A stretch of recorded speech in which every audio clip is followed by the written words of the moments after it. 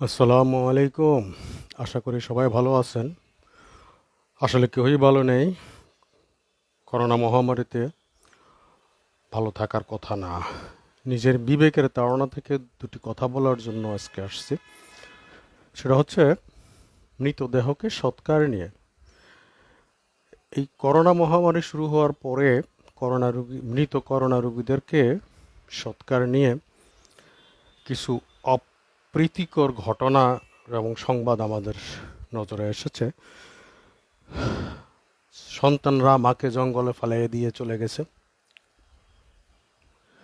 পিতাকে গড়বন্দি করে মা এবং সন্তানরা চলে গেছে। পিতা করোনা রোগী হয়ে বদ্ধ করে মারা গেছেন। স্বামী মারা গেছে, স্ত্রী বাড়িতে ঢুকতে দেয় নাই। হাসপাতালে মারা যাওয়ার পরে করোনা রোগীর কারো আত্মীয় স্বজনকে খুঁজে পাওয়া যায় না, মোবাইলে পাওয়া যায় না। তাকে আঞ্জুমানে মহিদুল ইসলাম কাছে হস্তান্তর করতে হয়, অথবা করোনা রোগী হয়ে ডায়াগনোসিসের পরে করোনা রোগীর সংবাদ শোনার পরে পালিয়ে গেছে। রোগীর আত্মীয় স্বজনরা আর খুঁজে পাওয়া যায়নি। এরকম প্রচুর উদাহরণ আমরা জানি।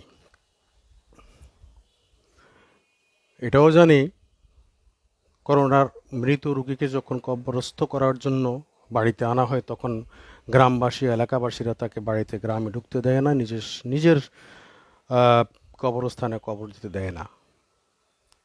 এগুলা দুঃখজনক ঘটনা, হতাশাজনক ঘটনা, উদ্বেগজনক ঘটনা। করোনা আমাদেরকে অনেক কিছু শিখিয়ে যাচ্ছে। আরেকটা জিনিস শিখিয়ে যাচ্ছে, সেটা হচ্ছে অমানবিকতা। মানুষ কত অমানুষ হইতে পারে, জিনিসটা জানলে খুবই সোজা, কঠিন কিছু না, আমাদের সবার জানা উচিত। মৃত করোনা রোগী তো করোনা চড়ায় না। করোনা চড়ায় কিভাবে আমরা জানি? হাঁচি, কাশি, কথা বলার মাধ্যমে। ড্রপলেটস, একটা মানুষ কথা বললে, হাঁচি দিলে, সর্দি থাকলে, নাক ঝাড়লে বাতাসের মাধ্যমে সেটা আরেকজনকে চড়ায়, এটাই আমরা জানি। কিন্তু মৃত রুগী কি হাঁচি কাশি দেয়? তাহলে কেন চড়াবে? তাহলে কেন আমরা মৃত রুগীর 3 ফুটের মধ্যে যেতে পারবো না? কেন আমরা তাকে কাছে আসতে দেবো না? আমরা দূরে সরে চলে যাব? এতটাই মানুষ অমানুষ হতে পারে? আমরা জানি করোনা ভাইরাস, কোভিড-19 ভাইরাস যেটা, সেটার এটা কিন্তু একটা জীবন আয়ুষ্কাল আছে। এটা নির্দিষ্ট জায়গা ছাড়া অন্য জায়গায় বাঁচতে পারে না। এটা প্রাণীর শরীরে, যেমন মানুষ, পশু, পাখি, এদের যে শরীরে, এটা পরজীবী, ফ্যাকাল্টেটিভ অর্গানিজম ভাইরাস। এটা সুযোগবাদী, এটা নির্দিষ্ট জীবন পদ্ধতি আছে। কিন্তু কিছু কিছু জায়গায় এটা নির্দিষ্ট সময় পর্যন্ত থাকতে পারে, এরপরে নিজেই মরে যায়। যেমন ধাতব কোনো পদার্থের মধ্যে যদি থাকে, সেটা 12 ঘন্টা পর্যন্ত বাঁচতে পারে। কাপড় চোপড় আমরা যেসব ব্যবহার করি, এখানে এটা 9 ঘন্টা পর্যন্ত বাঁচতে পারে। আমাদের হাতে, চামড়া, শরীরে, স্কিনের কন্ট্যাক্টে আসলে এটা বেশিক্ষণ থাকতে পারে না, 10 থেকে 15 মিনিট পরে এটা নিজেই মরে যায়। এখন প্রশ্ন করুন, একটা মানুষ মারা যাওয়ার পরে তার শরীরে তখন আর কোষগুলো জীবিত থাকে না, জড় পদার্থ হয়ে যায়, এবং সেটা আস্তে আস্তে চেঞ্জ হয়ে গলিত পচিত পদ্ধতির দিকে চলে যায়। সেখানে কি ভাইরাসটা থাকার কোনো সম্ভাবনা আছে? প্রথমত, রোগী কথা বলতে পারে না, হাঁচি দিতে পারে না। দ্বিতীয়ত, একটা নির্দিষ্ট সময়, আমার মনে হয় আধা ঘন্টা, 1 ঘন্টা, 2 ঘন্টা পরে তার শরীরে ভাইরাসটা থাকার কোনো সম্ভাবনা নেই। আর স্পর্শ করলে তো ভাইরাস চড়ায় না, এটা আমরা জানি। এবার রুগীর কারো শরীরে স্পর্শ করলে সেটা চড়াবে না। বিশেষ করে কোভিড রোগী যখন হাসপাতাল মৃতের পরে পাঠানো হয়, তখন কিন্তু সেখানেই স্বাস্থ্যকর্মীরা তাকে এমনভাবে প্রসেস করা হয়, ডাব্লিউএইচওর বায়োসেফটি লেভেল ফলো করে পাঠায়, যেখানে আপনি স্পর্শ করলে সেখানে ভাইরাস আপনাকে ধরবে না। সো আমরা কেন এই মানুষটাকে এত অমানবিক আচরণ করব? আমরা মুসলমানরা কি জানি? জানি যে মহামারীতে মৃত্যু হলে সে শাহাদাতের মর্যাদা পায়।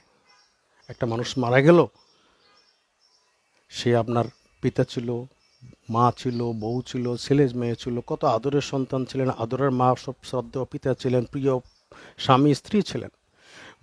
মারা যাওয়ার পরে তাকে, তার প্রতি কেন আমাদের এমন আচরণ?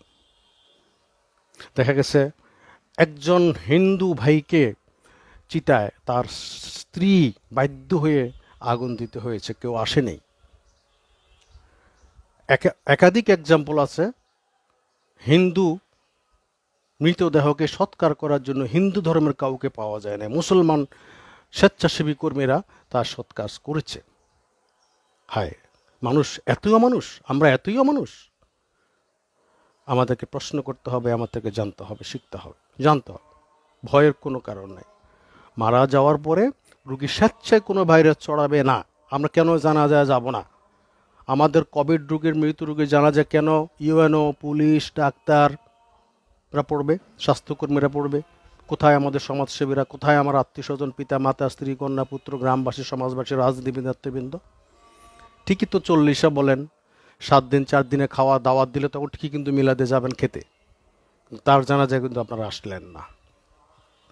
এটা খুবই দুঃখজনক। আমি মনে করি এই জিনিসগুলো আমাদেরকে চিন্তা করা উচিত, আপনাদের জানা উচিত, নিজ থেকে শিক্ষা নেওয়া, গ্রহণ করা উচিত। যারা জানে তাদের থেকে জেনে নেওয়া উচিত যে একটা মানুষ কোভিড রোগী মারা গেলে তার কাছে যাওয়া যাবে কি যাবে না। নিশ্চয় আপনি এর মধ্যে জানেন এবং আরও জানার চেষ্টা করবেন। অমানবিক আচরণ করবেন না একটা মৃতদেহের প্রতি, শহীদের প্রতি। শহীদ মানে সে দুনিয়া থেকেই বেহেশতের খবর পেয়ে গেছে, সুতরাং তার শ্রদ্ধা কোনোভাবেই আমাদের কম করে দেওয়া উচিত না, তাকে শ্রদ্ধা করা উচিত। এটা আমাদের মুসলমানদের জন্য কর্তব্য। সো আমাদের কি করতে হবে?